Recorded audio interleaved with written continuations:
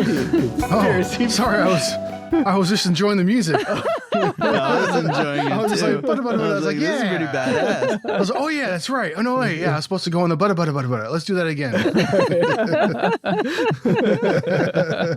love it. All right. That's perfect. Ready? Yep.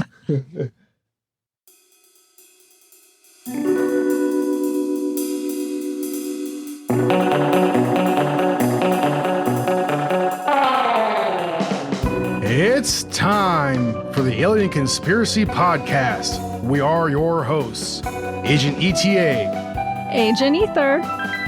Agent Kruger. And Agent Anderson. Come along as we examine UFO sightings, conspiracies, and all things strange. You can follow the show on Twitter at AlienConPod. We also have an email address, alienconpod@protonmail.com. We would love to hear from you.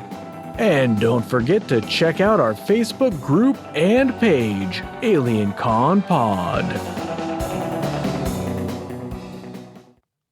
All right. Yeah. This week's episode, the Loch Ness Monster.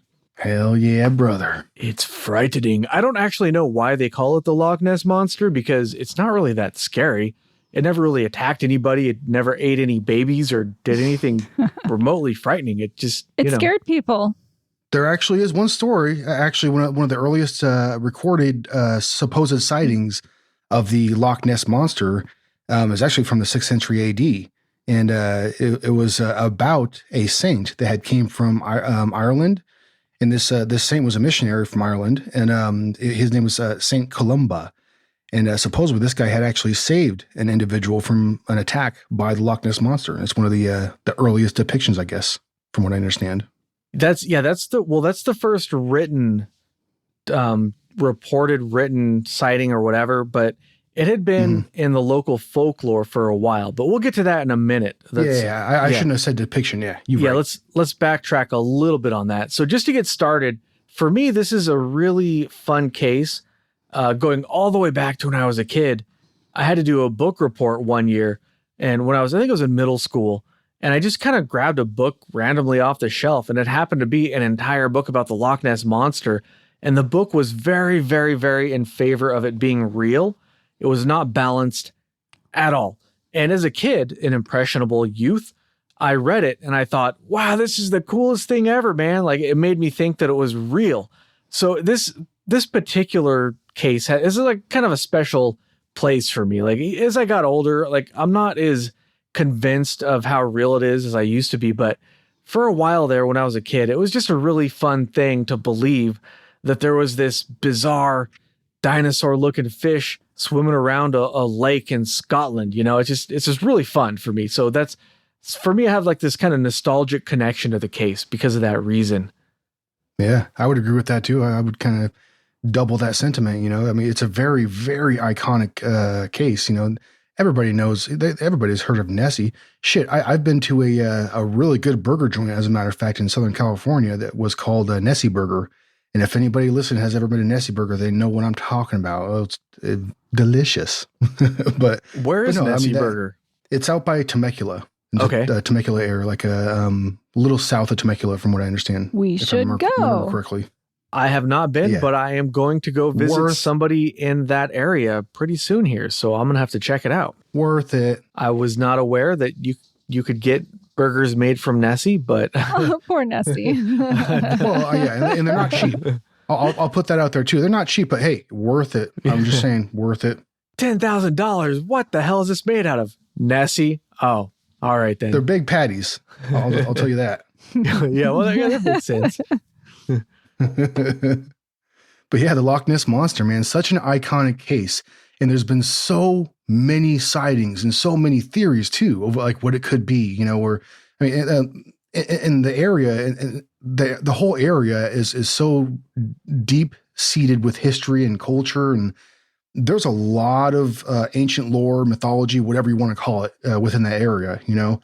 I mean, it's a very interesting area for cryptids and such things. You know what I mean? Yeah, definitely. So it doesn't surprise me at all that like one of the most iconic, mythologies in the world, as far as I'm concerned, is comes from there. I think Vikings shaped their ships like it. Yeah, I told Agent Anderson it's probably the most famous cryptid ever, but he was arguing that it was Bigfoot. And then I said, well, That's a hard debate, though. Yeah. That's a hard debate. I guess it wouldn't depends wanna on where split- you are. Yeah. Like, for example, Yeah. there's up in Canada, there's another podcast I listen to. They're out of Kelowna, BC, and they live really close to a lake, whatever, some Canadian lake. And there's a kind of like a Loch Ness monster there called Ogopogo. And yeah. if you live in that area, you're probably more familiar with Ogopogo than you are with the Loch Ness monster. I can't remember the name of that lake. It's going to bug me now. It's on the tip of my tongue. But you've definitely heard of Loch Ness Monster, though. You know Yeah, what I that's mean? true. That's true. But I mean, I guess you could kind of group Loch Ness Monster in with like a couple as like a water beast. You know what I mean? Because there's you want to talk about beasts of the water, whether it be the ocean or lochs, lakes, whatever you want to call it. I mean, there's countless. I mean, especially in the ocean. You kidding me? Man-eating beasts of all sorts of shapes and sizes, and throughout the many millennia that we've been in the water. You know what I mean? So there, I don't know if you want to, group that all in together, but if you want to put that up against Bigfoot, then you might have a case as far as, popularity or, being the most iconic, I Well, guess. especially But- if you're in Scotland. Oh, yeah. Oh, absolutely. Oh, you yeah. know. That's true. 100%. See, where I live in the Pacific Northwest, where Bigfoot is probably definitely bigger than Loch Ness Monster. But yeah, if you're in Scotland, probably Yeah. Loch Ness Monster. Yeah, for sure. Yeah, that would They're make sense. believers too. Yeah, there's a Yeah. lot of them that, if you look around a little bit for this case, it's not one of these things where there's people who are just kind of like, yeah, it's a fun story. No, there's a lot of people who genuinely believe in this as like a real Yeah. thing. And there's a reason for that too, but we'll get to that in a bit. Yeah, and to be honest, I think that's kind of one of the strongest points of this case is just how many people claim to have seen something there. You know what I mean? Something Yeah. that would line up to be potentially the Loch Ness Monster or something. Right. Well, just like I think the only other cryptid we've really done is Bigfoot. And just like that case, there's so many thousands of witnesses, it's hard to just dismiss it entirely. No matter how skeptical you want to be, there's so many people who said they've seen something that it's hard to say that they've seen nothing. Whether or not they're seeing, an interdimensional alien beast that wants to hang out in the lake or whatever thing you want to say it is, it's hard to say that they didn't see anything at all and that this many people are completely making it up. One point I kind of want to make too before we really get started too is this is like going back to what we're talking about, comparing this to Bigfoot as far as popularity. Bigfoot has been, a subject that has been, extensively researched, right? But the Loch Ness Monster has had like extensive research in its own right, for sure. And the research that has been done, there's been a lot of resources and people that are legitimate like professors and researchers that did comprehensive studies relating to Loch Ness. And there was a lot, like I said, there was a lot of effort and resources put into it. And some of these studies are they're as serious as you can get as far as what they're trying to find out. So this is a very special case, even though like I said, everybody's heard about it and you might hear Loch Ness and you're not going to take it seriously, but there's plenty of people out there that have taken it seriously throughout the decades, and put together real deal like research teams to try to find out something, you know what I mean? So that's one of the things that kind of impresses me about like this case is the research involved, the effort that people have actually put into trying to find out whether this is real or not, Right. Yeah. All right, let's get into it. So first, let's talk a little bit about the Loch Ness itself. So the Loch Ness is a lake in Scotland. And if you're unaware, loch means lake. It's L-O-C-H, not L-O-C-K. But I think it's pronounced loch. But yeah, that means lake in Scottish. So the Loch Ness, it's a freshwater lake. And it connects to the ocean through a river on its northern side. And I think from what I read, the river it's not like a straight shot. It kind of has other bodies that it sort of goes through a little bit before it gets to the ocean. But there is a direct connection to the ocean, which I'm sure we'll get to in a little bit here. But one thing that's very important for this case is just the sheer size of the Loch Ness. It's very big and very deep. It's about 22 or 23 miles long and up to 1.5 miles wide at its widest point. It has approximately 22 square miles of surface area, and it's the second largest surface area loch in Scotland, with the surface area, if you want to put it into acres, would be about 14,000 acres. It has That's a big lake. Yeah, it is a big boy we're talking about here. It has 263,000 million cubic feet of water, which I can't even comprehend but a crap ton of water. And by volume, it's the largest in the British Isles. Even though the surface area isn't the largest, because of its depth, it has the largest volume. And it's about 755, maybe as much as 785 feet deep at its deepest point. And it has more water in it than all of the lakes in England and Wales combined. That's a lot of water, guys. That's kind of crazy, man. Yeah. I did not know that before you said that right now. And that's a substantial statement. It's a lot of water. Tons and tons of water. Just the point, the reason we'll get to it later, but the reason I'm doing all these kind of statistics is just to demonstrate just the sheer size of this thing, because a lot of people, myself included, you might think, well, where's a big thing like this going to hide in a little tiny Scottish lake? Scotland, that's like Rhode Island, man. That's a tiny little place. But when you look at this, the sheer size of this place, and by the way, Scotland, that was not a knock on you. I'm not sure exactly how big Scotland is, so no offense intended, by the way. No offense intended to Rhode Island either. It's just when you think of Scotland, you don't think of like Texas or Russia or someplace that's real big, is all I'm saying. But anyways, Oi, don't you be knocking our lock. Yeah. That was bad. That was terrible. Don't even put that in. The lake is vast. It's really, really big, as it's kind of what I'm trying to get at here. And for anybody unfamiliar with the Loch Ness Monster, or as it's more familiarly known as Nessie, which I don't know why it's called a monster, but Nessie I think is a little more appropriate for most descriptions. Most witnesses describe it as being like some kind of aquatic animal with a long neck and a small head, and it usually has one or more humps seen coming out of the water. And if you want to look up a description, it's generally described as being similar as a plesiosaur. Plesiosaur? I don't know how you say it, but like the dinosaur, it kind of looks like a brontosaurus, but instead of legs, it's got flippers, like that one. I'm sure people have seen pictures of it. I'm very familiar with plesiosaurs just because I've spent so much time on Ark. Survival Evolved, Hell yeah. I done tame myself one of them. Yes, sir. Put a saddle on that sumbitch, ride them around. It's better than a boat. Those saddles take too many supplies. Just too ridiculous. many resources. You could build an entire city out of the supplies required for a plesiosaur saddle. But I digress, though. Yeah, me too. But anyways, as Agent ETA said earlier, the earliest known sighting was sometime in the 5th century, but it was written down by an abbot about 100 years later. And in that particular encounter, an Irish monk named Saint Columba, I guess he was later saintitized, he was traipsing through the land of the Picts with his entourage when they came across locals burying a man by the Ness River. The man had been swimming in the river and was attacked by a water beast. The beast chewed him up, spit him out, and then chewed him up a little bit more and dragged him underwater, where he drowned. Columba, being the saintly saint that he is, sent one of his NPCs to swim across the river. The beast, of course, attempted to eat the NPC, but Saint Columba was having none of it. He cast a magic spell on the beast, using his cross and some other holy relics, and the monster stopped in its spot in place as if it had been pulled back by ropes, and then it ran away.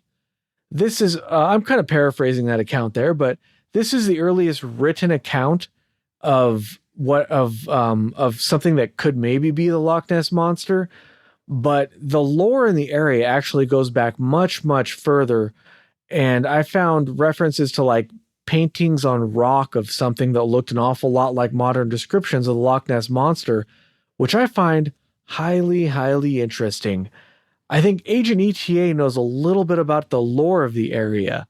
Well, yeah. I mean, there's, like I had said before, lore in this area goes back, as far as you can trace back their civilization, really, but there's a couple different, popular ones that I found kind of interesting. So there's a giant flesh-eating waterfowl. And there's also, all right. So one of the ones I actually kind of really liked was this shape-shifting water horse, and I believe, damn here, let me. Oh yeah, it's the kelpie. So the kelpie is a shape-shifting aquatic like horse, right? It's a legend in Scotland, and it can be depicted as a horse or sometimes even like in human form, but it's shape-shifting. So it usually appears at the water's edge and lures people to ride it because it's a white, like glowing, like a glorious depiction of a horse. You know what I mean? So anybody, a traveler that was, coming by here, there, whatever area, and they would see this horse and it looks so majestic, and they would, jump on it to ride it, right? Because why wouldn't you, right? And so it would immediately jump into the water and then drown them. So that was part of the the water, one of the water related lore figures, in the area. There's also this nine-eyed eel, which I actually kind of think may be more closely related because of one of the actual research, or with one of the studies that actually have been conducted within that loch, and it had to do with the environmental DNA present within the water in the loch. And was anybody else? I don't want to step on anybody's toes. Was anybody else planning on talking about this study here, the one that was done by the professor from New Zealand named Neil Gemmell? I just have some basic notes on it. Yeah, if you want to talk about the DNA study, go for it, dude. Well, I figure it's kind of a good segue. You know what I mean? Because one of the main theories that came out of that study was that it could be eels, because eel DNA was one of the most common DNAs found within the water. And they were saying eel DNA all over the place in the loch, everywhere. Yeah, eel DNA. Yeah. Oh, it's splattered everywhere. Everywhere. I understand. Yeah. Don't go swimming. But well, they obviously found. Yeah, right. they found DNA from even land-based animals and stuff, because obviously from the rains and stuff, stuff is going to drain into the lake. So of course they're going to find all kinds of stuff that may kind of cloud up the water, the findings. Yeah. Well, I guess it measures stuff that's been in proximity to the organisms, not necessarily the organisms themselves. And they shed these small particles, and then they, what do? They concentrate and sequence and then compare to this international database to see what they've got. I think you would be definitely more qualified to explain that process. That's for sure. DNA sequencing, that might be above my pay grade. Well, hey, she's a physicist, not a DNA sequencer. Damn it, sure, man. but She's a physicist. In general, though, I guarantee you know more about that than I do. Captain, I'm a physicist, not a DNA sequencer. I did find it interesting, though, what they didn't find. They didn't find sharks. They didn't find any kind of dinosaur DNA, and they didn't find catfish. But like Agent ETA said, they found lots of eel DNA, but they couldn't tell if it was from many eels or one giant eel. Yeah. So like you had said, two of the big theories as far as a natural reason why people might be observing what they claim to be observing, as far as a big monster or something like that being present in the lake, is it could have been a catfish or maybe a giant sturgeon. And as a matter of fact, this study that we had just mentioned, it actually ruled that out. Well, as far as what they found, because they didn't find any evidence for either one of those two species to be present in the lake. Well, 20% of the DNA that they found was unexplained, meaning they can't account for it using the database. Yes. Yes, and that's one of the big things that people talk about. People that they support the study because it's solid science that they were doing. But they always bring up, hey, there was actually a certain segment that was unidentified DNA. That they didn't, they can't, pinpoint a specific species, for that. So well, and who knows? Who knows what kind of DNA Nessie has? Yeah, absolutely. Well, that's one of the arguments too. Is Nessie reptile, or is it like a mammal? But we do know for sure there was a big giant eel making a mess all over the damn loch. Yeah, it's possible. That was definitely proven by the DNA study. Am I right? Am I right? Yeah. Well. I don't know. It's kind of funny that you would say that, because one of the eel species that has been thought to be present there was what one of the names for it is called the eunuch eel. Are you serious? So that can't be a real thing. I think you're making it up. no, look it up. Look it up, bro. Google that shit, bro.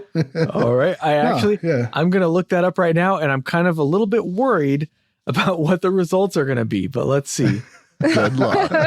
Hey, all right. So make sure you don't include like the word hentai in there. Yeah. Oh wait. Oh my God. I can't. Oh my. I'm blind. I can't believe it. No, I'm just kidding. Oh my God. No. I would just like to take this moment to say thank you to Japan. All right. Well, just in general. That is a real just thing. In general. Okay. I stand corrected. I'm looking at a bunch of pictures of eels, and none of them look the slightest bit like a penis at all. So not even a little bit. Anyways, maybe edit that bit out. I don't know. No. Please don't. All right, so where do we pick up here? We were talking about the environmental DNA sequencing. Big giant eels spraying DNA all over the damn place. No, we were done with that part. Oh, sorry. Okay, get my mind out of the gutter. Gimmel. Yeah, dude, come on now, bro. Like, yeah. No, but I do appreciate you. Yeah, we're switching. Well, usually this is ETA's job. No, that's what I was saying. No, I like it. I like what's going on here. This is very enjoyable for me to sit back and. It's getting weird. No, weird is great. Weird is good, dude. That's weird is great. Weird is good. Yeah, like the old saying, variety. It's a spice of life, right? Yeah. Sometimes variety gets weird, baby. All right, maybe we might want to edit that part out. Yeah, that sounded kind of creepy. Yeah, hey, sometimes this stuff kind of falls. You got to try it out, and sometimes it falls flat. And if I feel like it falls flat, I'll just cut it out. No big deal. Well, I'll tell you what I am going to do is blame on the conspiracy juice. Oh yeah. I've been hitting that a little bit myself. We got some conspiracy rum that we got. I got some conspiracy Kettle One. Oh shit, Kettle One's not bad. Mm-hmm. It's not bad. Yeah, man, I got my pinky up too. So Agent Anderson was talking about the loch itself, and I wanted to discuss the geology of the loch. There's a fault that's super straight. You can see it from space. That's the Great Glen Fault, and it cuts diagonally from Highland to Inverness. And it's important because real quick, Diagon Alley, I think would be a great name for like a new age punk band. If they don't get sued. Yeah. That'd be sweet. Actually, I think it's a good name. I'm sorry. I'm just saying this all. I'll shut up. Hey, I'm sorry. I'm sorry to so effortlessly derail the podcast. No, but ETA, do you know where? I don't think you know where that's from. Diagon Alley? I don't. No, I thought that was a new word that Agent Ether just made up. No, it's from Harry Potter. Oh, it is? Yeah, okay, I did not know that. That's why it's funny. But yeah. Now, yeah. Not. Okay, now that makes more sense. Yeah. Okay. All right. So as I was saying, there's this fault. You can see it from space, and it's important because it has lateral movement. And this was before the plate tectonics theory was established. There was a scientist who showed that this lateral movement was possible, and this is called a strike slip or a wrench fault. And the way it moves has produced this zone of shattered rock. It's 0.5 mile wide, and it's mostly under the Loch Ness itself. It erodes very easily and accounts for the straightness of this fault. And because of the way the fault is, it's a strike slip fault. It's actually very active, and it averages 3 quakes per century at about a Richter level of 4. And in 1816, there was the strongest ever recorded, and it was felt all over Scotland. The Loch Ness itself is 10,000 years old and dates back from the end of the last ice age, when huge glaciers filled the valley above the present watershed. So the depth of the lake is actually 600 feet below sea level, and the floor is very smooth with layers of sediment and hard clay. And it's interesting because Agent Anderson mentioned how deep it was, but what some people might not realize is how deep it is, what some people might not realize is how deep it gets, how quickly. So 60 feet from the shore, it's 500 feet down. Dang, that's pretty crazy. Huh. I wonder how good the fishing is there. That's a good question. Probably, I imagine it's not bad. But there's not sturgeon and catfish, apparently. Yeah, true enough. That's, well, from what I understand, yeah. Yeah, people shouldn't be eating catfish anyways. They're so weird looking. Oh, no. You ever had good fried catfish? Actually, no, I haven't. I actually have. Make us some catfish, Agent ETA. I'd be down. I could, some of the areas I fish in around where I live right now, there's catfish. Now, I wouldn't necessarily eat this catfish because it's from the Colorado River, and I have found plenty of parasite upon them. So never mind. Like, don't get me wrong, I enjoy catching them, and but I typically do catch and release with those for sure because it's just they can get big though. Catfish can get really big. Oh yeah, catfish can get huge. I mean, there's catfish around the world that literally are big enough to swallow a full-grown human being. You know what I mean? Literally, they're that freaking big. Like in Southeast Asia and even in the Amazon as well. There's some giant species of catfish, and they have such a giant mouth too. And they tend the way that they operate is like they're ambush predators, and they tend to swallow prey whole a lot of times too, if it's the right size, of course, for whatever size catfish you're talking about. But no, people think that catfish is an ugly creature, but I actually find them pretty fascinating. I mean, there's so many different variant species of catfish, and I don't know that I find them pretty interesting, and not only because how many different types of catfish there are, but also catfish are like prehistoric creatures, man. They've been around forever, But I just find, I don't know. I'm sorry to go off on that wild tangent, but I do find cool. Catfish pretty interesting. ETA has promised to come up to where I live in Northern California and go fishing with me and catch some good shit and cook it. Oh, dude, we're gonna go crab fishing. We're gonna throw some crab snares off of the coast there. We're gonna get some like rockfish and stuff. There's some good eating. There's some good eating up where you're at. The only thing I know about fishing is that you have a fishing pole and you have a hook on a line and you put some Velveeta cheese on the hook, and then fish eat the Velveeta cheese, and then you catch them and eat them, I guess. Like that's literally the extent of my fishing knowledge. That's as much as I know. Maybe in a lake that has like domesticated catfish or something, or always has like contact with humans. Like they're eating like, chunks of bread and stuff all the time. We have stocked lakes up here too. In addition to having the ocean, which is up here really good fishing, we have stocked lakes. Oh, I mean, they have to stock the lakes, because there's just too many people fishing it. There's just no way that it could support the population. Let's talk about some of the more prominent sightings throughout the years. So the first kind of modern sighting was in 1871 when somebody named D. Mackenzie witnessed an object like a log or upturned boat wiggling around and churning up the water. He said it moved slowly at first and then it gained speed and disappeared. A little bit later, in 1888, Alexander MacDonald also saw the monster. He described it as a large, stubbly-legged animal that looked like a salamander. It surfaced from the loch and then got within 50 yards of the shore before it disappeared. But there's a handful of sightings from, times of old.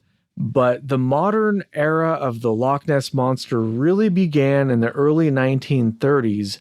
And that's when you had a really, really well-publicized sighting that you saw some mass media interest and like worldwide attention. So it was no longer just local lore and local stories, but, because of the, modern news media, it traveled the globe. So you had people from all over the world becoming interesting. And at the same time, in the early 30s, some people think that this is possibly the reason why a new road had been built around the Loch Ness, which allowed people better access. So it was a lot easier for just about anybody to go there.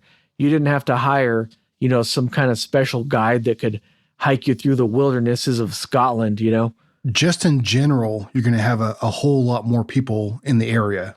traveling that area, so that the Loch Ness monster myth or tale, whatever you want to call it, is so popular in that area that, there's going to be plenty of people that might just be, on their way home from work and they have a couple extra minutes or something like that. And that they're just like, oh, I think I'll stop off to the side and take a look at the loch. If anything, maybe they don't even have that in mind. Maybe they're just enjoying the scenery. You know what I mean? Right. And they happen to see something that looks off to them, or like, wait, what the heck is that type of thing? You know what I mean?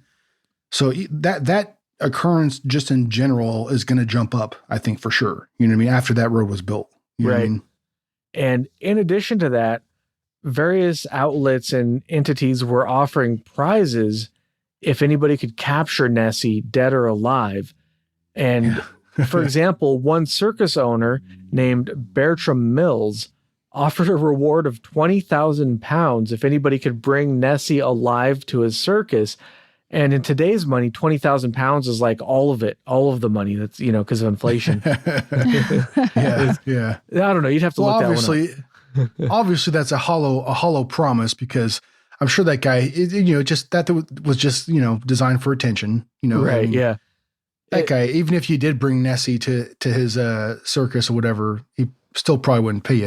He ain't got that money. He's not going to. One circus owner, I mean, I don't know. How much money could this guy have? I doubt he had that much, right? Yeah. Yeah. So in the 1930s, we have a couple of interesting sightings. Like in 1933, George Spicer and his wife saw how they described it. They saw a most extraordinary form of animal cross the road. So I can't really do a Scottish accent, which is kind of stupid because I am actually part Scottish, if you couldn't tell by the name, which is, but anyways, an animal crossed the road in front of their car. It had a large body, about 4 feet high and 25 feet long. Its neck was long, wavy, and narrow, and it was a little thicker than an elephant's trunk, and as long as the width of the road, which was about 12 feet. So that was like the head and neck region were about 12 feet long. It crossed the road towards the loch, and it left a trail as it went because it was coming through the brush. And then it crossed the road and it went into the bushes on the other side and disappeared towards the loch. And they didn't see any more of it after that. Also, sounds a little bit more like a sighting of Chupacabra than Nessie. Yeah, I mean, it could have been Chupacabra. You never know. Geographically speaking, it's unlikely, but hey. Oh, you know what? Yeah, that's a good point. Yeah, you're right. I got an open mind, so what the hell, right? Which, by the way, I hope soon we could do an episode on that because hell yeah, fun.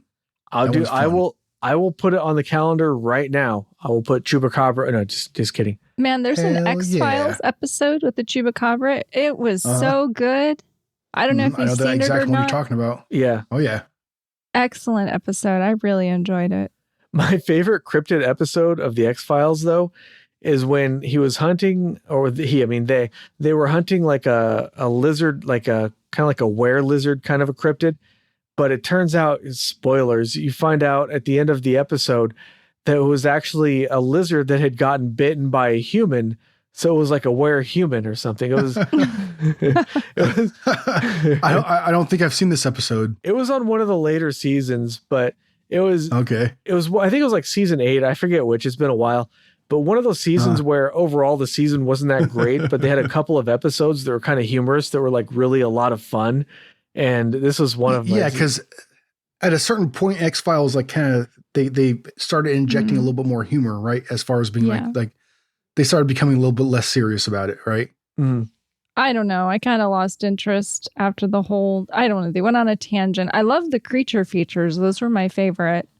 Yeah, they used to do like every. It didn't used to be like an overarching plot. It would just be sort of every episode was standalone, and they would take on maybe a cryptid or like a particular type of alien or something, and then but over time they got more and more into like this overarching plot with like the smoking man and all this other stuff. It was good at first, but they just kept it going and going, and at some point you're like, all right, just get back to the creature of the week. Like I want more chupacabras, less aliens. Yeah, agree with Says that. the Alien Conspiracy Podcast.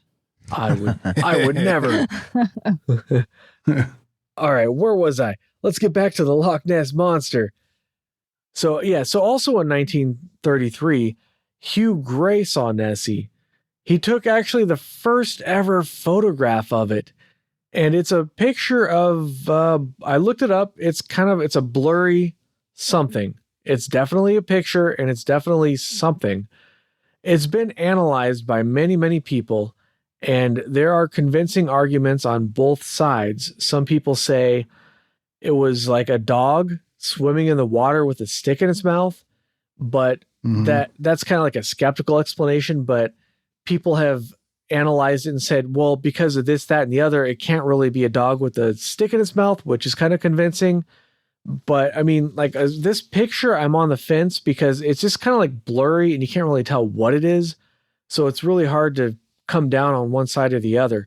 But it is historically interesting because it's the first picture of the Loch Ness Monster, at least maybe, I don't know.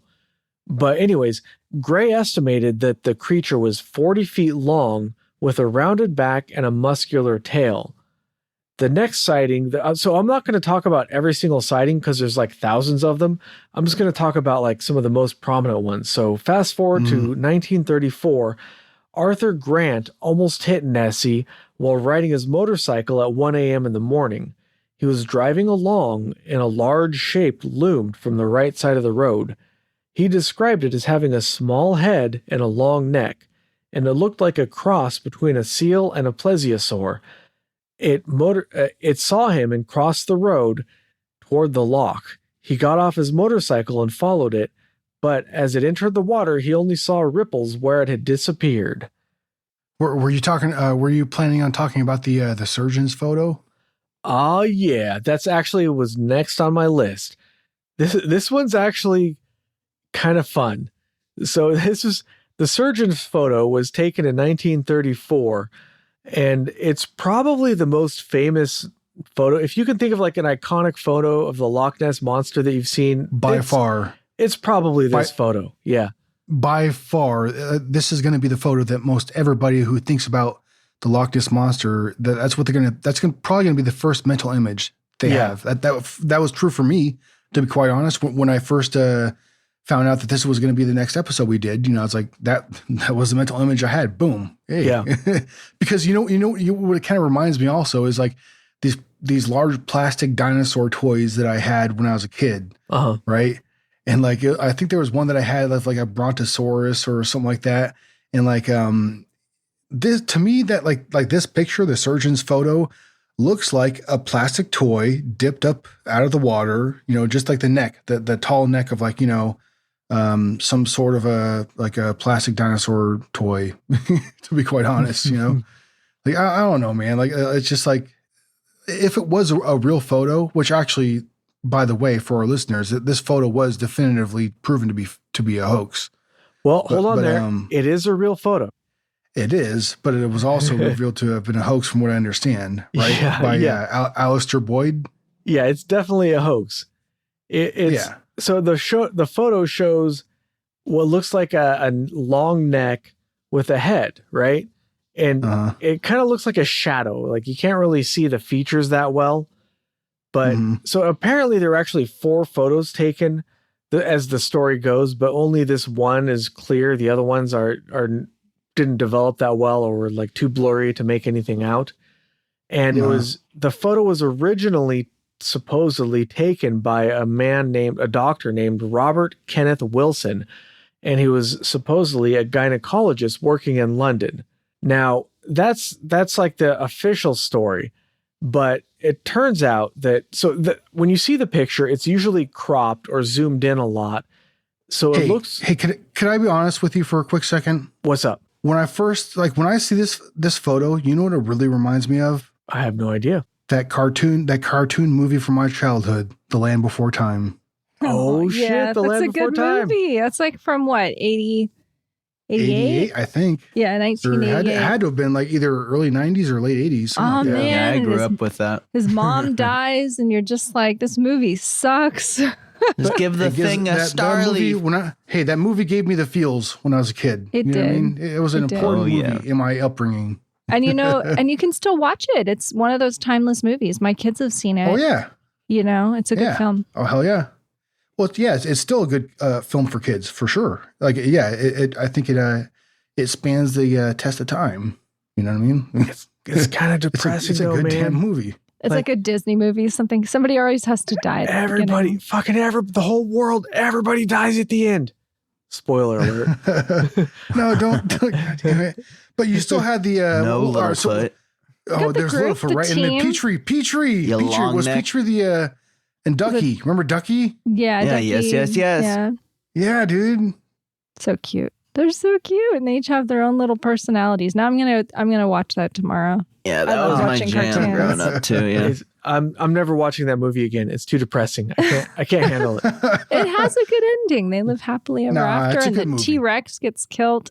Yeah, like 5 dinosaurs live happily ever after. Everybody else dies. It's just those 5. What was the T-Rex called? Was it Sharptooth? Yeah. Is it Sharptooth? Mm-hmm. Okay. Wasn't there another one called like Chomper or some shit too, though? That was the little offspring in the sequels, yeah. I think, the sequels are... Am I mixing... Was it Jerkface and Dickhead? No. I don't know. There's only one movie. Come on, guys. Ignore those are made for TV. No, you're right. No, you're right. Yeah. The Land Before Time, the original, the first one, that is the only one that I accept. Yeah. That's the only canon. All right, let's get back to the Loch Ness monster. Hey, that was on topic. Yeah. That was actually not that was not as off topic as we sometimes get. It was was not that bad. That's true. Okay, related to dinosaurs. You Loch keep Ness that could be a in. dinosaur. Damn it. That's staying in for sure, man. Okay.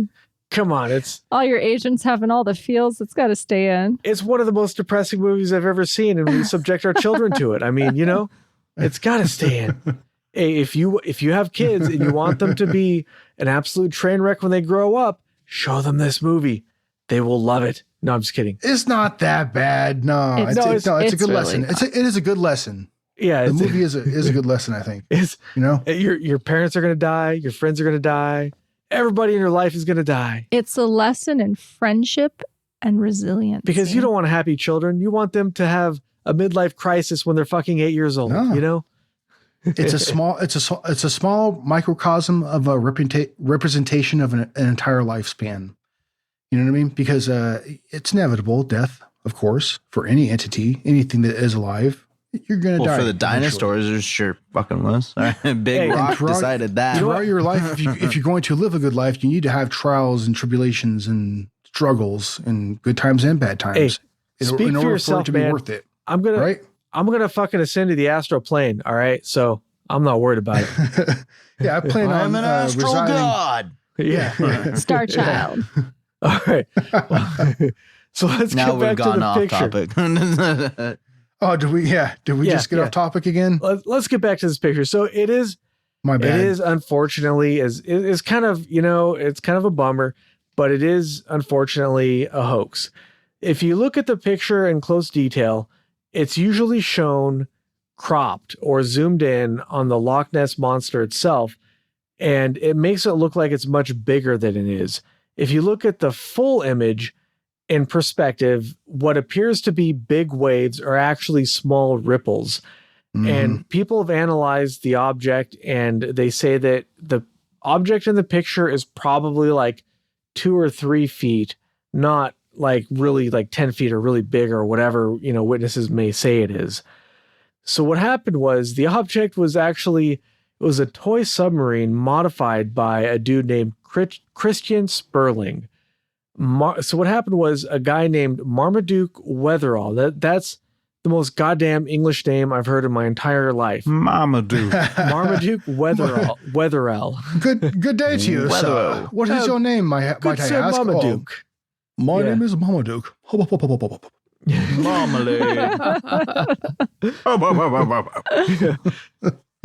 I want a T-shirt with says Marmaduke Weatherall. It's just, that's quite the name right there. That is a powerful name. Yeah, well, dude, you would not be trifling with somebody named Marmaduke Weatherall. Sounds like a knight. I'd be like, wait a minute, That's what's an your English name? boxer if I ever heard it. There you go. Oh, that might be a bare knuckled English boxer, you know? Yes, sir. I guarantee you guys. that fellow went through his entire life suffering a grand total of 0 fools, you know?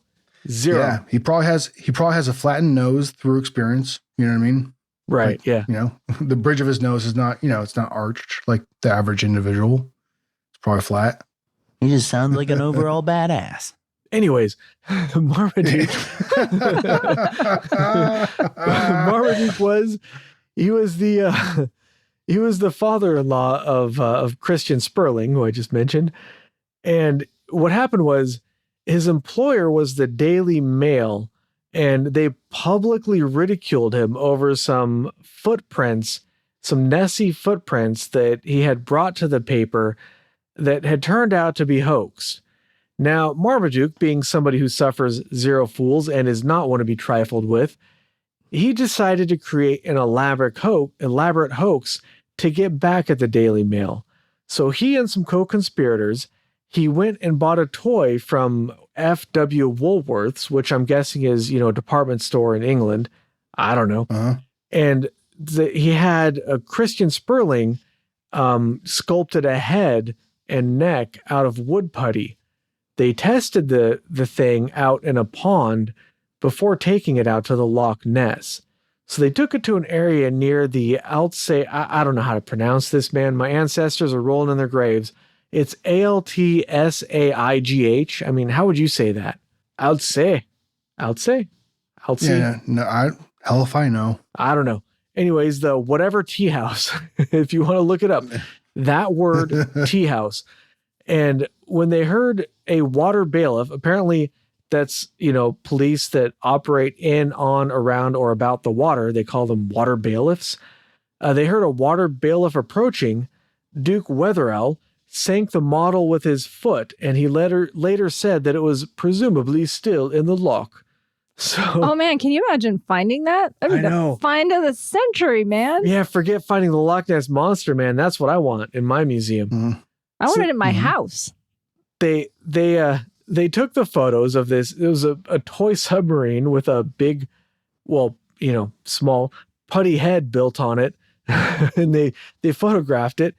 They gave the photos to their friend Wilson, remember that I mentioned earlier, that was the London gynecologist, to have them developed. And apparently Wilson, he enjoyed a good prank. So he sent them to the Daily Mail. And I'm guessing they had the friend do this rather than do it directly because, he kind of worked there and they would know if he did it or he had his son-in-law do it, they would be onto him. So he gave it to one of his friends to do. They sent it in the Daily Mail.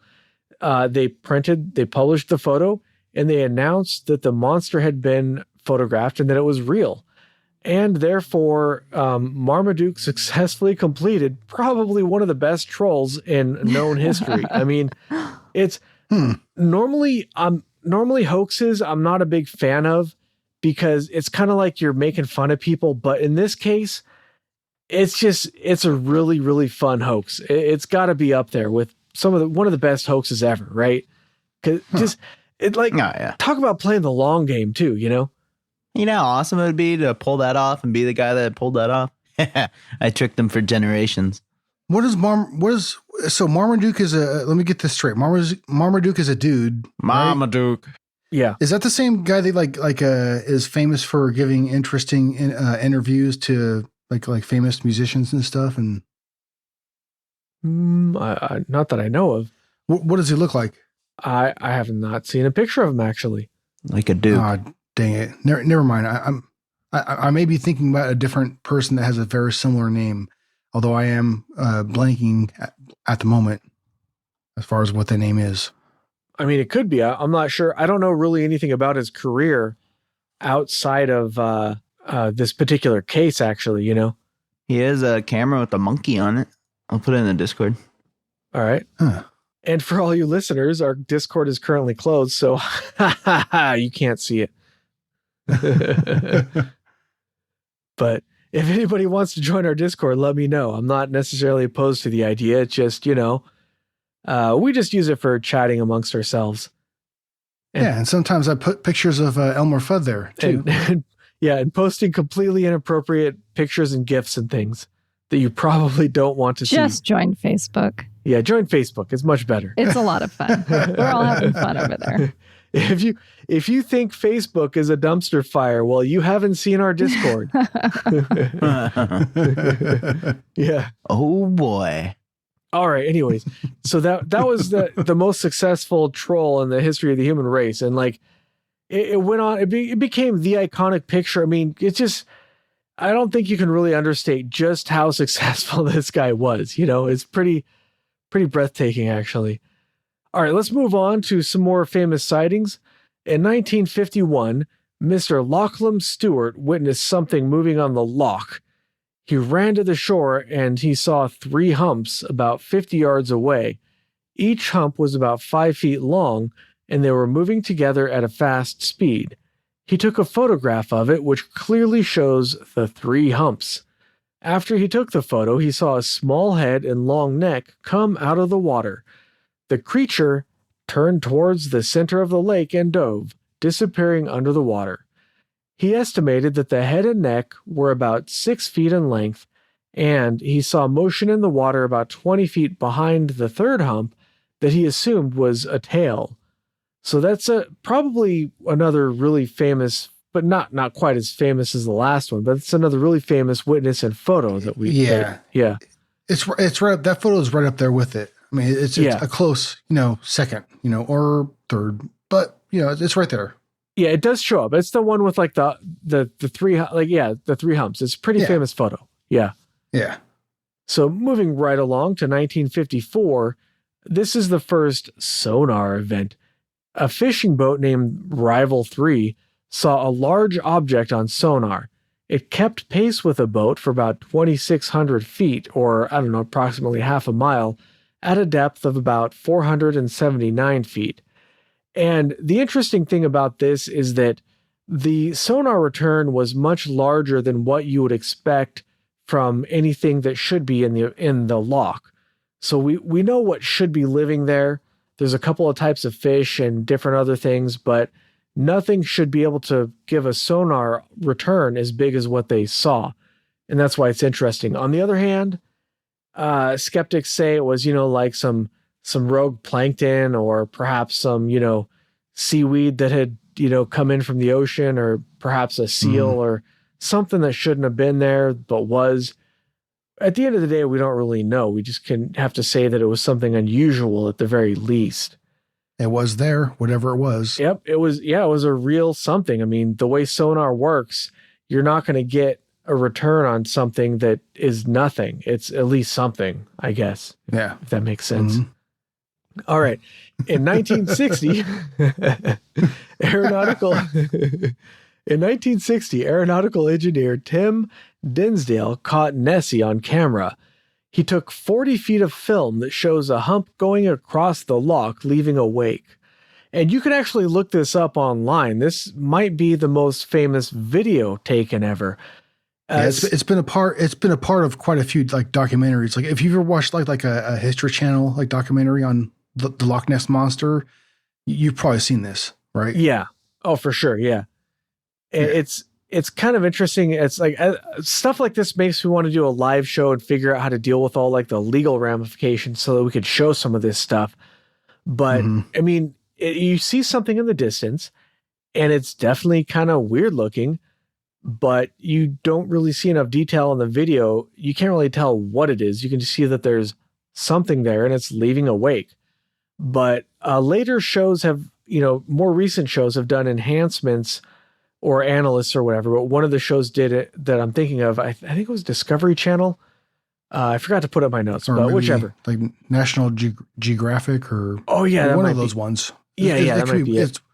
It's probably one of those ones. They're all kind of like, they're kind of similar. As far as what they do. Yeah. But they did like an enhancement of it, and they found what looked to be the rear body of a creature under the water.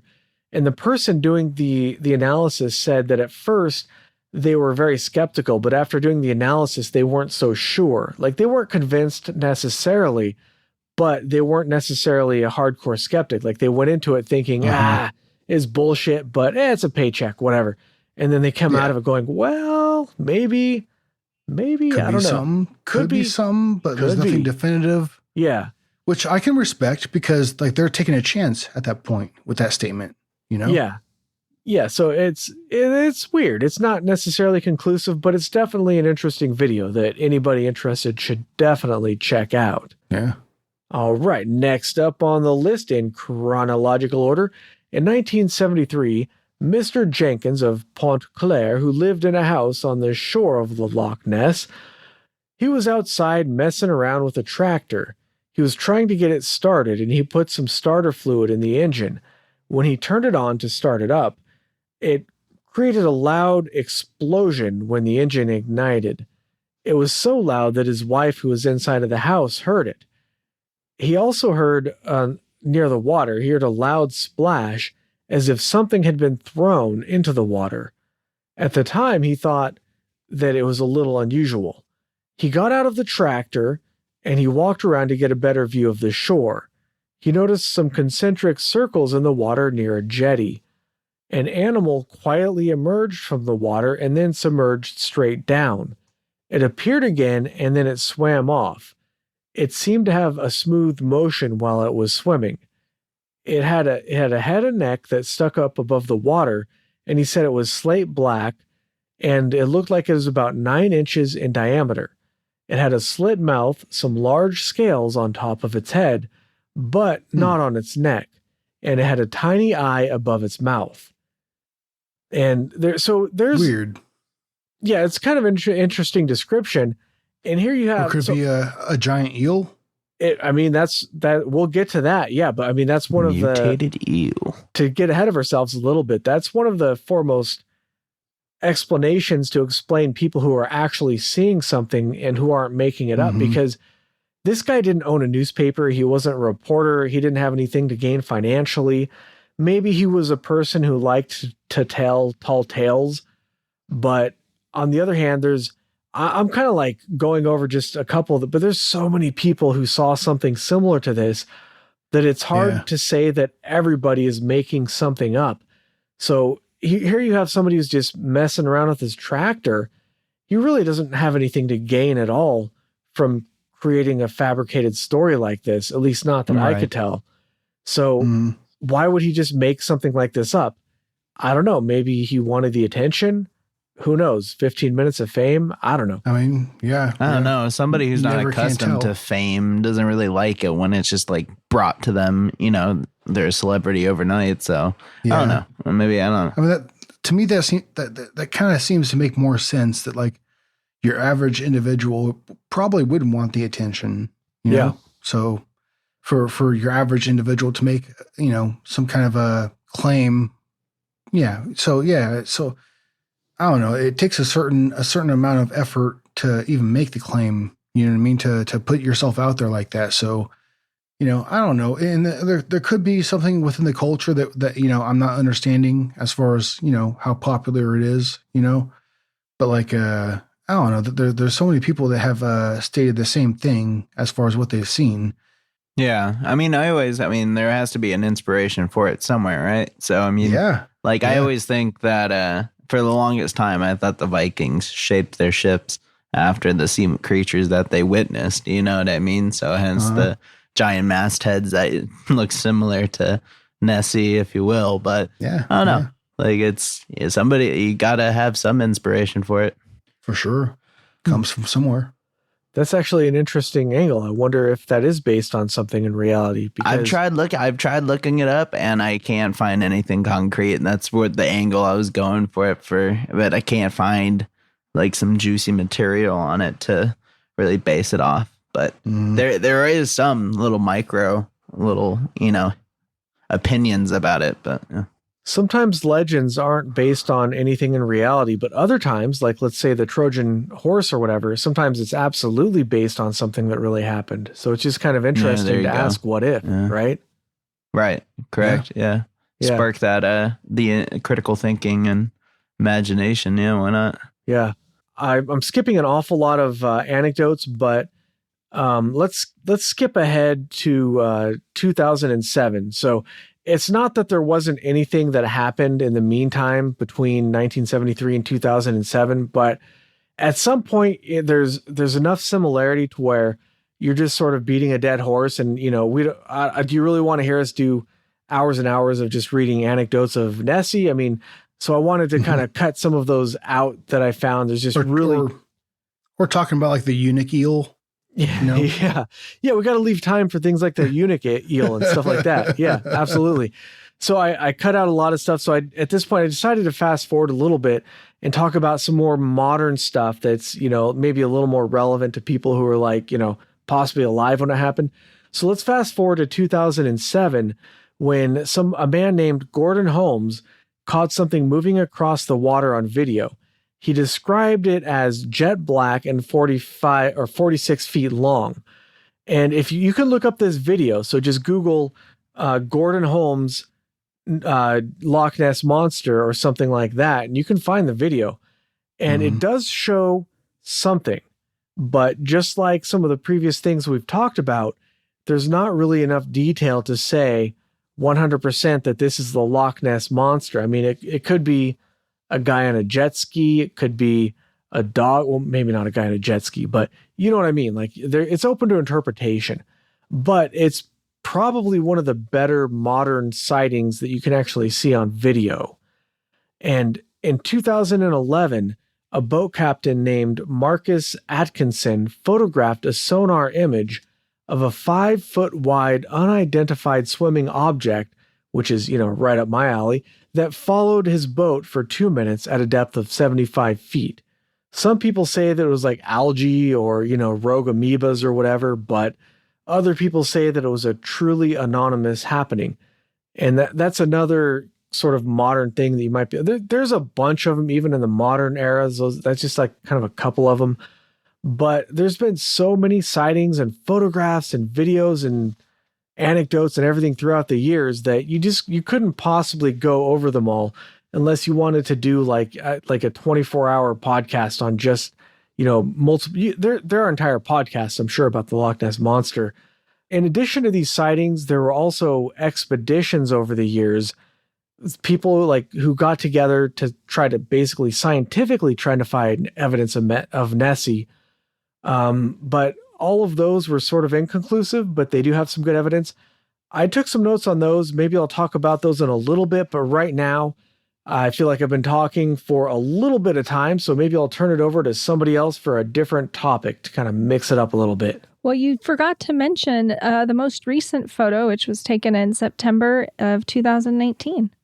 Okay. And this was one Steve Chalice. He was on vacation in Scotland. I'm not sure if he was by or in a castle. I think it's an older castle, so probably he was just by it on the West Bank in Loch Ness. And he took this photo. Now, he says he believes it's a catfish or a sturgeon because there's catfish which can get up to 660 pounds. That's the one in the Guinness Book of World Records. That's a big fish. It is a big fish, but again, we've talked about all this DNA evidence and how they haven't found any catfish in the Loch Ness. So it's a great photo. I'll put it online. It does look like a catfish to me because of the patterns. I guess every catfish has specific patterns on its back, and it's kind of like a fingerprint.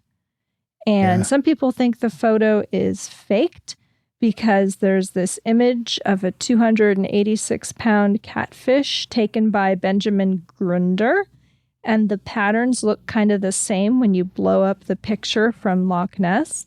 But this guy, he insists, he says, I've sent it to some friends for analysis, and it's a real photo. I just don't know what it is. I think it's a fish, but it could be Loch Ness. And that's the most recent photo. I think it's a fish. Think it's a fish, but it could be Nessie. A fishy. That's kind of a strange thing to say because... Isn't that weird? So he takes the picture, he releases it, but then he's like, I think it's a fish, but here, have this picture that might also be the Loch Ness monster. If you have an opinion, you got an opinion. Like, you're not going to just say, well, this is, hey man, I dropped my basketball in the lake, but it could have been Nessie. I don't know. Just saying, it might not be who says it? I mean, if you're going to say it's Nessie, just just grow a pair and say it's Nessie. Say, yeah, this is Nessie. I saw, or just say, I took a picture and I'm not sure what it is. But if it's a catfish, why would you say that I took a picture of Nessie, but it's actually a catfish? I don't understand. It's kind of strange. Yeah, and that was a quote from him. That wasn't just paraphrasing. Like, he said he thought it was. So it was very strange. But that was the news article I found, so I thought I'd mention it. Okay. All right. Did you have something before I get on to some of the studies or whatever? Did you have something you wanted to talk about, Agent ETA or Agent Kruger? No, I'm good. I'm sorry. All right. I'll tell you what. What? No, I just told you what. Okay. Chicken butt. All right, let's get into some of these studies. There have been large-scale efforts to find some evidence of Nessie throughout the years. For example, in 1967 and 68, they did a sonar study, and they got some inconclusive hits that could have been Nessie, but may or may not have been.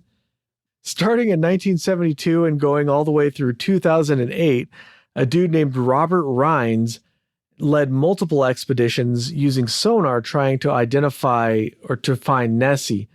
So what his goal was to identify strange objects with sonar and then use submerged cameras to photograph anything that was kind of weird. He produced several controversial photographs, and you can find these online. They're compelling. Some of them are not that compelling or interesting, but there's a few of them where you kind of look at them and you go, well, that looks like something that might not be normal. It looks a little weird, but they're not that conclusive because I don't know if we mentioned it or not, but one of the big problems with finding the Loch Ness Monster is that the water in the Loch Ness it's very, very hard to see through it. The area has a lot of like peat, which it's, we're not talking about like a dude named Pete. It's like actual PEAT. It's like kind of like swampy or like decaying vegetable matter. So the water itself is very, very foggy and cloudy, and you can't really see that far in the water at all. So it makes it really hard to observe anything under there, whether or not you have a camera on a submarine or whatever you have. It doesn't matter. You're not going to be able to see more than a couple of feet in front of it at the very best. It gets really thick. Yeah, that stuff is tough to see through. Don't we know more about space than we do our own oceans? And I know the Loch isn't like the whole ocean, but it just goes to show that it's hard to navigate, the waters and really get a like firm grasp on what's in there. Yeah, it's really hard to explore. So there are some photos, but they could be something interesting, but then again, maybe not. I don't know. In 2008, Rines said that maybe Nessie or the Nessie type species or whatever was extinct, having succumbed to global warming. On the other hand, it could be that because he had never found the smoking gun, he was sort of feeling discouraged after so many years of trying. 1972 to 2008 was his last expedition, so that's a long time to look for something. The next one that I have here is in 1987, 24 boats equipped with echo. This, by the way, this is probably the most famous event or the most famous attempt to find Nessie using sonar or echo sounding, actually. In 1987, they used 24 boats. They were equipped with echo sounding equipment, and they kind of scanned most of the Loch Ness, but there are some side areas that they couldn't get to. But they did get some interesting results. They were sort of inconclusive. Again, it was not a smoking gun, and some hits were kind of declared to be like sort of debris. Other people said that, there was motion and it was hard to explain what they saw. One sonar expert named Daryl Lawrence said that there's something here that we don't understand, and there's something here that's larger than a fish, maybe some species that hasn't been detected before. I don't know. So you can explain it away as something that's like, a couple of fish swimming together, or maybe like a seal that had wandered in from the ocean. On the other hand, the sonar that they used was pretty sensitive. It had a range of 1,300 feet and could see objects as small as 1 foot and could discern objects that were 1 foot apart. So if two fish were swimming near each other, they'd have to be pretty close to where you couldn't tell them apart on the sonar or the echo sounding equipment or whatever. On the first day that they were doing this is when they found the most interesting results. They got 3 strong hits throughout the day, ranging from 256 feet to 590 feet depth. These were much larger than what you would expect from the known fish in the area or in the loch. They were larger than a shark, but smaller than a whale. And then the following day, they did another sweep, and they again sent some ships to this area where they found these 3 contacts, and there was nothing there. So that suggests that it was not like a stationary object, but something that was moving around, obviously, because if it was stationary, it would have been there again. And not all of them were they weren't like on the ground necessarily, so you wouldn't expect them to be stationary, but you never know.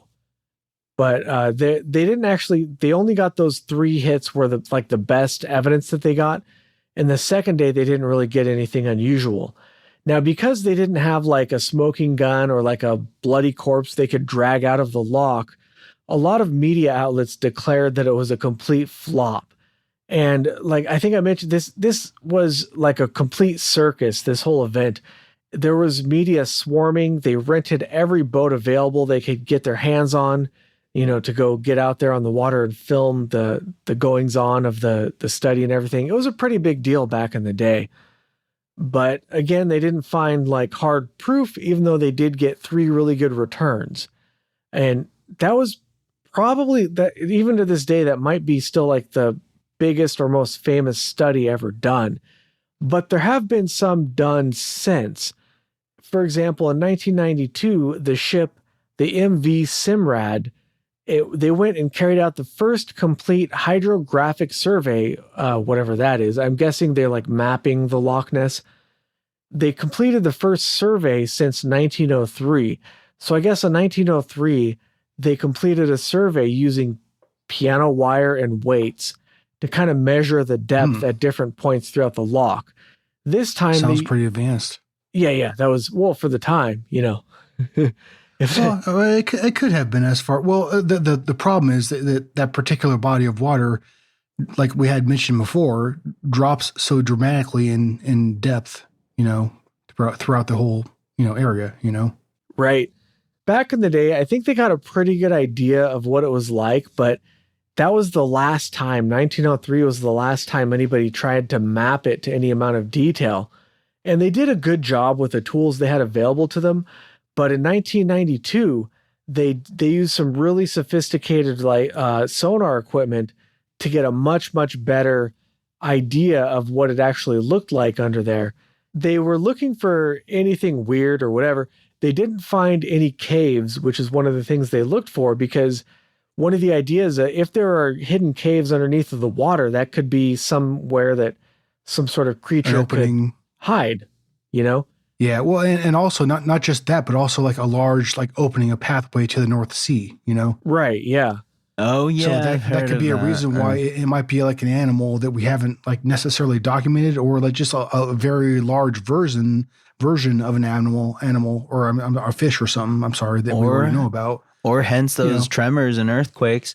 They released a fissure into Godzilla? A passage. Yeah, you never know, man. Godzilla, dude. Confirmed. Yeah. Godzilla. No, I like that. No, I like that a lot. Yeah. I think this could be the origin of Godzilla, actually. No, the origin was our nuclear testing on the islands. Sorry. Well, if there was an underground passageway to the sea, an open passageway where some sort of large creature could, travel back and forth with ease, then it could be reasonable that, this could be an area that, that creature comes to periodically, maybe for mating purposes, or I don't know, maybe it's part of their eating habits or something. I don't know, Yeah. It could be possible. It's entirely plausible. Yeah. But you'd have to find that opening though, or that passageway. Yeah, exactly. And they did not find it. And they did this in 1992 and 1993, and they did get a couple of anomalous hits on their sonar that were not explainable. Like they were bigger, and they there was no known, no fish or nothing that should have been there that could explain. So just very similar to the last study that I talked about with sonar, they cannot figure out what was causing this. Of course, the skeptics will tell you that it was any number of things and it couldn't possibly have been an unknown species, but we don't know. It's all just sort of, we can only imagine, And so I just have a couple more of studies like this they did to talk about. In 2003, the BBC, which again, why on earth would you name a channel that? But anyways, they sponsored a search using 600 I see sonar. what you did there. Yeah. 600 sonar beams and some satellite tracking, and they didn't find anything. And the people involved said that this sort of proved that there's nothing to it. But on the other hand, who knows? Maybe there was something there that they didn't find. I don't know. And finally, in 2018, an international team did a DNA survey, but we already talked about that a little bit. And they didn't necessarily find anything, but as we said previously, it may not be 100% conclusive. I think they left the door open a little bit because they had, 20% unidentified, and they may not have gotten every little last possible bit of DNA in the lake or the loch. Just because they did it doesn't mean that it was absolutely conclusive, So and just because there's unidentified DNA samples or what have you that they found doesn't necessarily mean anything. You know what I mean?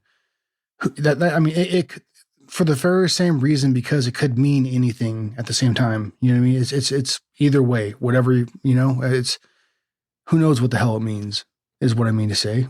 Right. Yeah, exactly. Yes. Exactly. Yeah. So there's the last thing I pretty much have in my notes is there were a lot of hoaxes throughout the years, which is kind of unfortunate because anytime, even if there's just one hoax, it kind of makes the whole topic seem like it's nonsense, whether or not it is. But especially if that hoax ends up being very popular. Right. Yeah. But there were a couple of hoaxes that I wanted to mention that I thought were kind of fun. You got to have fun with this stuff, take it with a grain of salt and all that. But in 1930, a prankster used, now this is in and of itself, this is an item that I didn't know existed, but they used a hippopotamus foot umbrella stand. So I guess an umbrella stand built out of a hippopotamus foot. And they used that to make footprints to kind of hoax Nessie footprints. Wait a minute. Okay. You guys don't have that umbrella holder too? What? Yeah. No, dude. I've never been. When I went to IKEA, they were all sold out, All right. No, I got mine from Christmas. Okay. But I thought it was just such a bizarre, anyways, to me, it was such a bizarre hoax that I had to mention it. And then another one I wanted to mention was in 2004, a team trying to make a TV documentary perpetrated a hoax by constructing an animatronic plesiosaur and placing it in the loch. So this particular hoax caused at least 600 sightings throughout the loch because they made a fake monster and they put it in there and people saw it. So, I mean, there have been many, many hoaxes throughout the years, which is kind of unfortunate. Not all of them were a lot of fun, and it kind of ruins the whole topic because we do have some unexplainable things. We have a lot of photographs that I didn't talk about. There's so many photographs and videos that have not been debunked and that are really interesting that you can't really explain, that it kind of makes you wonder, dude, this could be real, right? But when you have so many hoaxes throughout the years, it's real easy to look at those hoaxes and say, well, it's all bullshit, even though it might not be. Just because there's hoaxes doesn't mean that it's all fake, right? Yeah, well, it makes it hard. It makes it kind of hard to navigate through the truth, or to try to find the truth, I guess. Yeah. Yeah. I don't know. Yeah, it's yeah. Let's move on along to Agent Ether has some possible explanations for what could cause these sightings, because when you have so many witnesses reporting something, it might not be a plesiosaur, but people might be seeing something. So what could they possibly be seeing, Agent Ether? Some people say it's simply birds. Oh, okay. I thought you were going to go with Bigfoot. Okay, birds. All right. Sorry. Because when they land, they cause this V-shaped wake where they land and they're in a group. So some people could mistake them for the Loch Ness Monster. Okay. It's possible. It doesn't really match the vast majority of descriptions, but sure, why not? Why not? And then you mentioned the traveling circus. Some people believe that it was an elephant. Oh. Its little trunk sticking out of the water like a... You're just taking a bath? Just taking a bath. Well, that would just account for one sighting, not all of the sightings, but perhaps a traveling circus coming through a menagerie. Now, the problem I would have with that explanation is that elephants can swim, but can you imagine an elephant going under the water and hanging out there for like 6 hours until somebody comes by, sticking their trunk up occasionally to breathe and never surfacing in a climate that is not their natural habitat, and they would be freezing their freaking balls off down there. Yeah, this is Scotland that we're talking about here. It's not it's a cold climate. Yeah, it's not. So you would have, in order for that to account for the sightings, people would have to. They wouldn't see the elephant go under the water or come out of the water, which I find a little, I don't know, not that plausible. But hey, you never know. Okay, how about a Greenland shark? I have no idea what that is. Well, imagine an ordinary shark with a fin. One of the most ancient. Right? That's right. Sticking up above the water, traveling around, creating a wake behind it. Somehow gotten in from the ocean into the Loch Ness. That's what some people believe, that it's just a shark. Well, and one of the arguments also involved with the Greenland shark is that because like scientists don't really know how old they could potentially get. And also it's one of the sharks that one of the species that they have noticed, like the older it gets, it keeps on growing, right? It never stops growing from what I understand. So it can get pretty big. So yeah, depending on how old it gets is depending on how big it can get, So they keep growing, that is, even as they get older, they don't stop. Okay. All right. That could be a very interesting theory right there. Yeah. All right. And also the loch is pretty unusual. It has standing waves and they're called seiche, Seiche. And just the way that there's movement in the loch, like it oscillates like is it 30 minutes or 30 hours? I didn't write it down, but frequently with a certain frequency, it'll oscillate and it creates these standing waves. And so between that and let's say some sort of optical effect or a mirage, that could create the impression of a creature. Yeah, and you can actually look up pictures of this phenomena, standing waves. I've seen them before, and they do look weird. And I suppose it's possible that this could account for some of the sightings because they definitely look unusual. But I don't think they could account for the sightings where people see like a long neck and head sticking up out of the water. Or crossing the road. But they could account for some of the more serpent-like accounts, I suppose. Even like the humps coming out of the water kind of a thing, because they do look weird. They are very strange looking. And in the same way, you could also have seismic gas caused by a small earthquake combined with some sort of optical effect to create the illusion of the Loch Ness Monster.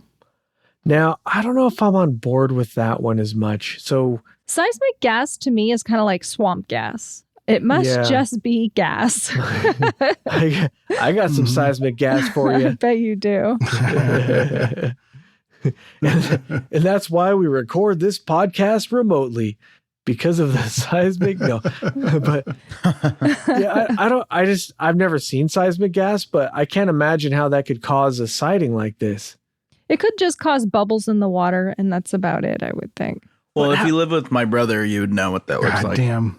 So many innuendos. Yeah, like, I don't even know where to start. Or just go for a swim with Agent ETA and you'll know exactly what that is. Yeah. Oh, yeah. I live with Trail, like whether I'm underwater or not, But Trail bubbles. It's hard to imagine. It's hard to reconcile some kind of gas with what the witness is actually described. It's kind of like like Venus or something like that. Like it just doesn't it doesn't line up with the witness descriptions of what they saw.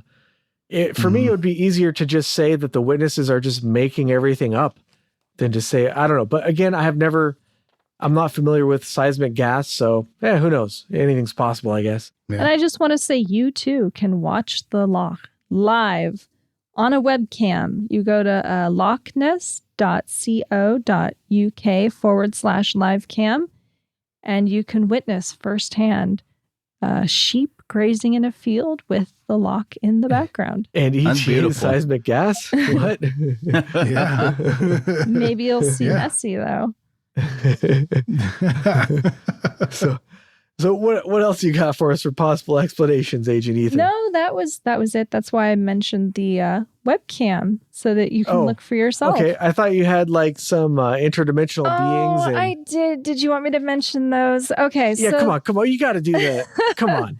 So some people say that the reason there's no DNA is that Nessie is an extraterrestrial, so we wouldn't have any ET DNA here on Earth to compare it to.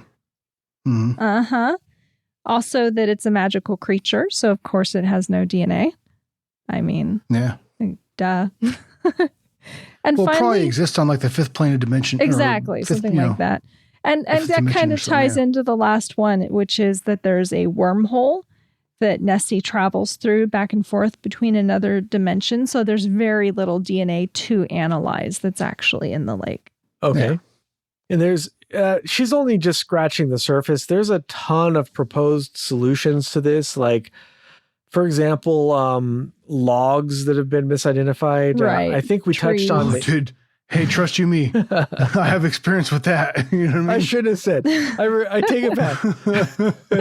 Hey, I come from a long line of log cutters, okay? So it's a genetic anomaly then. Yeah. But, could be. So I think we touched on the giant eel hypothesis, which is that any species could have outlying examples of, like if you just think of, for example, Shaquille O'Neal standing next to Mini-Me, maybe there's an unusually large eel out there that could be mistaken for Nessie. Or a log. Yeah, or a log. I mean, just imagine that, I'm just saying, the potential they're involved with an individual like Shaq. I'm just saying, dude, like say if he say just for instance, just like, just humor me, right? You're in the forest, right? You're on a camping trip and you found this like pristine little area. It has a little stream right there with a little like pond, that pools up and like it's perfect for like just taking a dip in. It's like crystal clear water, right? But unbeknownst to you, Shaquille O'Neal happens to be upstream. He's camping also. And then he also, happens to have, a moment where he just got to take drop a log in the water, And for him, from his perspective, it may not be like a giant literal log, but from your perspective as your average individual, like that's going to be a log. It might fucking make a wake, in front of it. You know what I mean? Like it might be big enough to where like you might hear it coming downstream before you even see it. You know what I mean? That's all I'm saying. But like if you happen to experience something like that, yeah, no, that might be something else right there. I don't know. I'm just saying is all, like I digress. Yeah.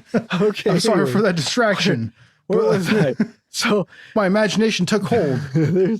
There's lots of other possible explanations, like sturgeons.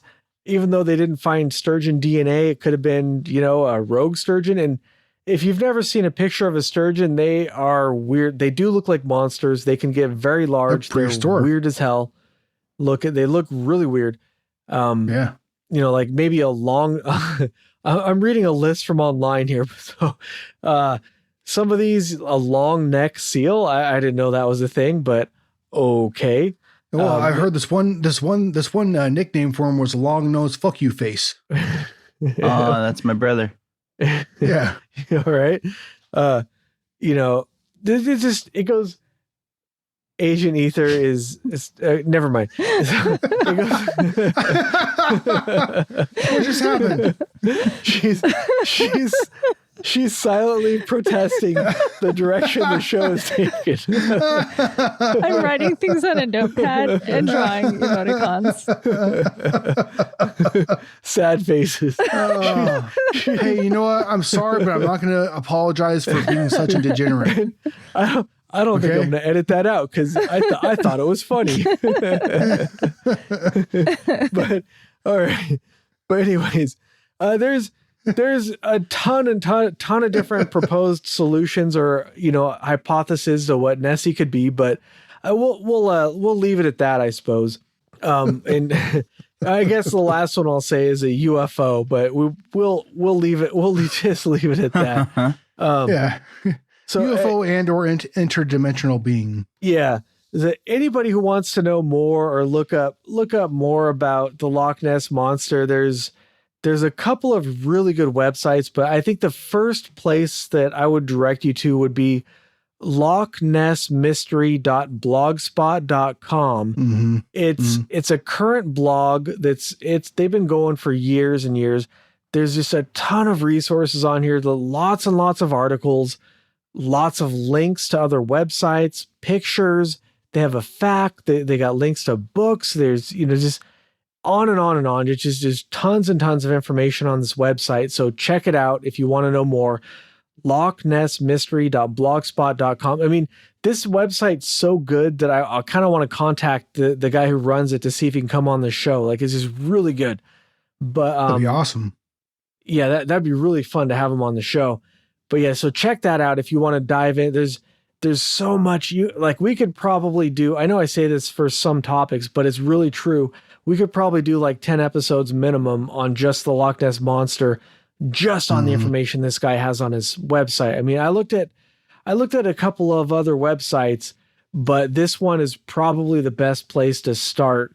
I mean, especially because he has links to other websites. And then another one that I found that was pretty good that had a lot of good information on it it's nessie.co.uk is also this one's outdated, but it's also a really good resource that's worth checking out that I would suggest anybody who wants to find out more.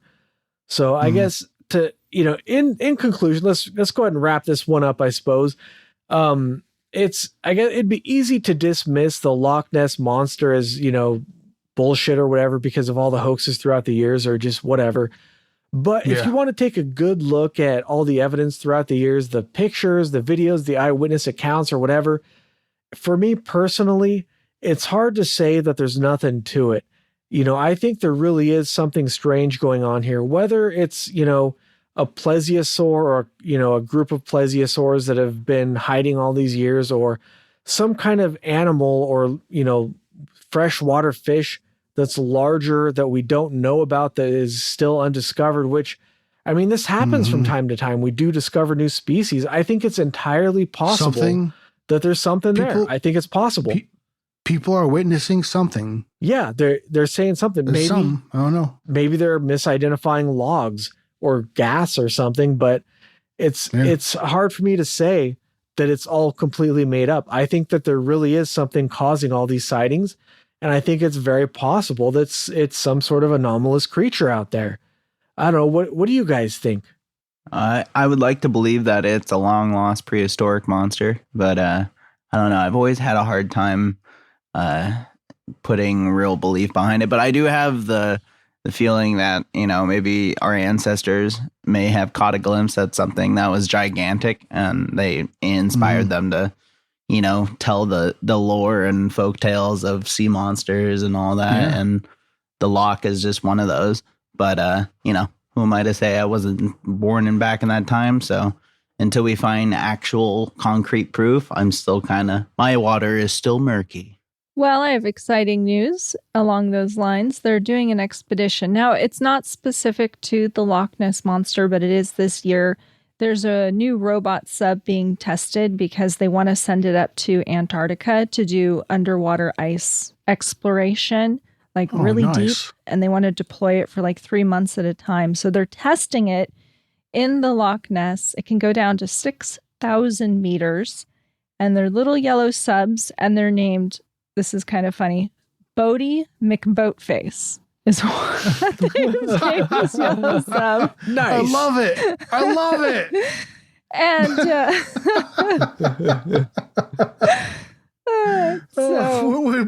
let me just get this straight. Bodie McBoatface. Yeah, that's what you said, right? That's I love it. I absolutely love it.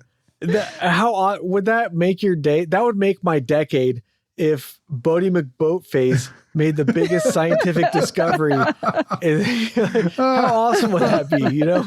Oh, that would be the best thing ever. Yeah, that would be great. It would be in history books. Oh man. So that's recent. The news article I found was May of 2021. So that's going to be going on now. And it'll be interesting to see if they discover anything new since they're going to such a great depth. All right. Well, I guess that about wraps it up for this week's episode. Thanks for listening. We'll catch you guys next week.